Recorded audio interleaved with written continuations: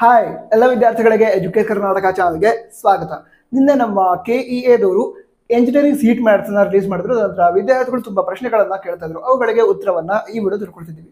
ಮೊದಲನೇ ಪ್ರಶ್ನೆ ಏನಂತ ಹೇಳಿದ್ರೆ, ಈಗ BSc nursing, agriculture, medical, dental, AYUSH ಈ ಎಲ್ಲ ಕೋರ್ಸ್ಗಳಿಗೆ ಸಂಬಂಧಿಸಿದ ಸೀಟ್ ಮ್ಯಾಟ್ಸ್ ಯಾವಾಗ ರಿಲೀಸ್ ಮಾಡ್ತಾರೆ ಅಂತ.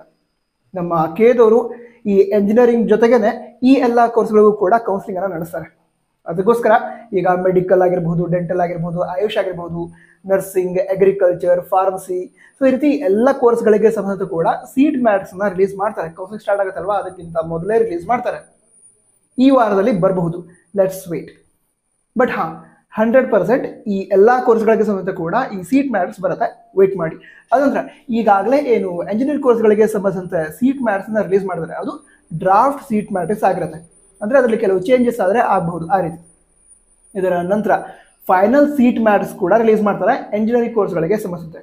ಇದ್ರ ಜೊತೆಗೆ ಫೀ ಸ್ಟ್ರಕ್ಚರ್ ಏನಿದೆ ಎಲ್ಲ ಕೋರ್ಸ್ಗಳಿಗೆ ಸಂಬಂಧ ಫೀ ಸ್ಟ್ರಕ್ಚರ್ ಕೂಡ ರಿಲೀಸ್ ಮಾಡ್ತಾರೆ. ಯಾಕಂತ ಹೇಳಿದ್ರೆ ಕೌನ್ಸಿಲಿಂಗ್ ಸ್ಟಾರ್ಟ್ ಆಗೋ ಮೊದಲು ಸೀಟ್ ಮ್ಯಾಟ್ರಿಕ್ಸ್ ಆಗಿ ಫೀ ಸ್ಟ್ರಕ್ಚರ್ ರಿಲೀಸ್ ಮಾಡ್ತಾರೆ. ಇದು ಪ್ರೊಸೀಜರ್ ಪ್ರತಿ ವರ್ಷ ಇದೇ ರೀತಿ ಇರುತ್ತೆ.